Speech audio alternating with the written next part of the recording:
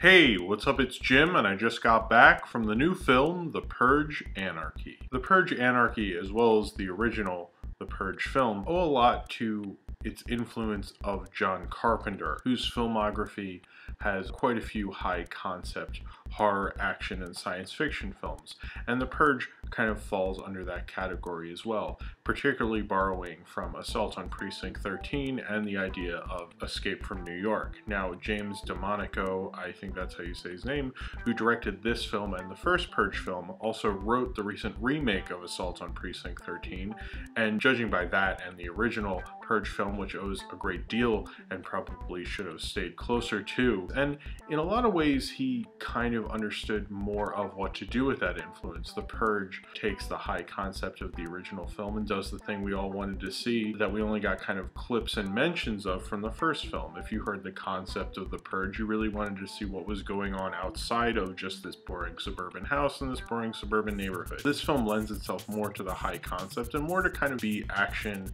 science fiction, high concept films that clearly this director was really influenced by. The Purge Anarchy has a little more fun with it and is a little more stupid fun than the last film. This film's ultimate problem isn't that it's giving you what it wants, it's giving you a fun, stupid movie that's trying to act like it's stupid satire when it's just plain stupid. Three different storylines. The first one, which is a couple who are probably going to get separated until their car breaks down right before the Purge starts. The second are a mother and daughter whose apartment building is attacked by this mysterious band of soldiers and they're being whisked away during the Purge. And then the third is Frank Grillo's character, who's probably the best character in the whole film, who is out for revenge looking for the man who killed his son in a drunk driving accident, and he sees these women being kidnapped and kind of they all spontaneously run into one another, and he tries to help these four people survive the night of the Purge and eventually be able to go and purge himself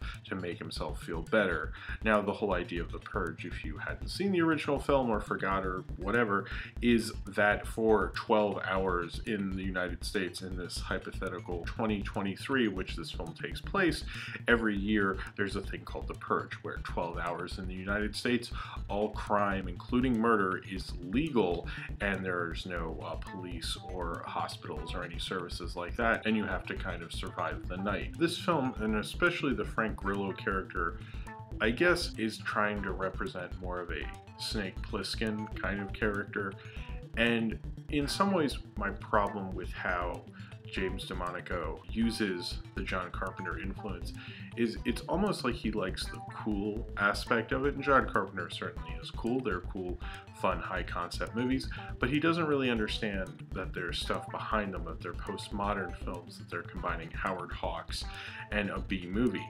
And The Purge Anarchy is just kind of a B junky movie that thinks it's saying more, acting like it's more like a Roger Corman, and it just really isn't that inspired. Particularly the camera work is pretty bad. It wasn't great the last time, but this time as well. If this had just been shot a lot better, I think it would have been a little more enjoyable. The whole idea, I get it, America's violent, we have lots of guns and lots of money and we're all corrupt. It's been done before a lot of times and a lot better. The Purge is a stupid, dumb idea, and I wish it would get more to the chase. It would be a little more economical. Obviously this guy is really influenced by John Carpenter, and maybe I'm holding on to that influence a little too much, but I think the real problem with how he uses that influence is he basically makes a John Carpenter movie the way the Suits would want him to, and not the straight to the point economical filmmaker that was John Carpenter.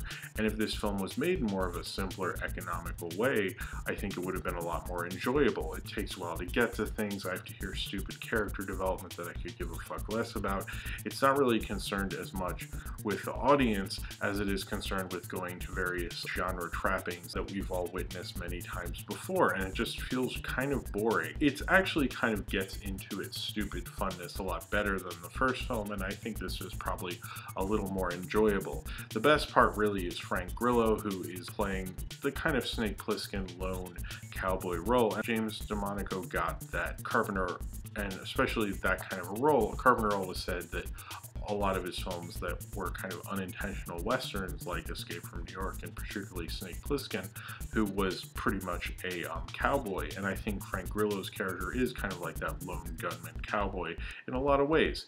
And it kind of shows more of a postmodern edge to these films than they really represented before. And Frank Grillo brings out the scenes better. He makes the other actors better by interacting with him. He really lifts up the movie. I don't think the movie was really that interesting or good or enjoyable until Frank Grillo was really running the show with these people. It makes me think he could do a lot more in other kind of B-action movies. He looks like a kind of fun B-action star. I like him a lot as kind of this lone gunman protecting everyone, and it kind of reminds me of the kind of the classic kind of cowboy role that even John Wayne kind of did in Stagecoach. This isn't, frankly, as good as Stagecoach, and he's not as good as John Wayne was, but he definitely has that aura about him, and it felt like James DeMonaco knew a little bit more of his film history this time around, which definitely kind of helped, not entirely. It just doesn't seem to like he is having fun. It's a dumb, silly concept. If you're going to direct things like this, you should get that it's a dumb, silly movie. And this director almost feels like he's saying something,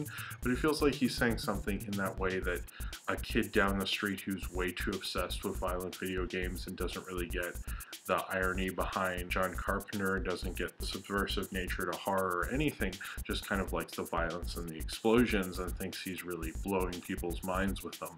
And I think The Purge Anarchy acts like that quite a bit, and it's more style over substance. If this movie was a person, it would like wearing a Punisher t-shirt and talking about how America eventually ended in some civil war or something, and you'd be like, just be quiet and let us get through Thanksgiving. It's not very subtle, and it's not very interesting, and it really should just stick to being a fun, silly movie.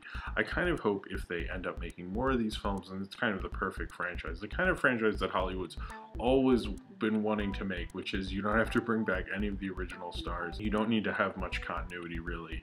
It's just every different year there's a different purge, and people have to get through a different kind of situation. And I hope if they do make another one, they get a director who's going to have fun in this kind of world, because I think James DeMonaco had more fun with the concept. He made the movie that everyone kind of really wanted the first time. But okay, if you're going to continue on with this, you need to kind of do something else and have a director who knows how to shoot this kind of movie, gets this B-movie attitude, and gets what that B-movie attitude represents and what these influences mean, and James DeMonaco doesn't. So what you're really getting is kind of a style film that acts like it's substance and is just frankly fucking stupid. It's just a stupid movie for people who don't really watch political documentaries or know much about politics, but think this is cutting satire in America. If they ever see Punishment Park, I'm sure their mind will be blown. They probably won't, because they're seeing The Purge Anarchy. I had fun with it. It's about what you'd expect from The Purge Anarchy. The only thing that really saves it is Frank Grillo, but the direction really brings it down. And I really hope if they make another one, they get kind of more of an inspired B director who can actually, you know, shoot some action sequences. If this one wants to be the kind of junky B movie that really influenced it, it needs to be more of an inspired junkie B movie, because I think that's what this director was into, but instead he just makes an average junkie B movie that you usually kind of forget about, instead of the kind that really influenced this film. And it needs a director who's going to have fun with this and get the kind of movie it is and not take itself too seriously. So unfortunately we're stuck with this kind of like over serious, silly, stupid movie, and that kind of holds it back from being the enjoyable, silly, stupid movie that it really should be. So if you have seen The Purge Anarchy and you would like to talk about it, then comment below in the comments and subscribe if you would like to. And if you would like to see my review of the original The Purge from last year when that came out, click on the annotation below, and I will see you next time, and thank you very much for watching.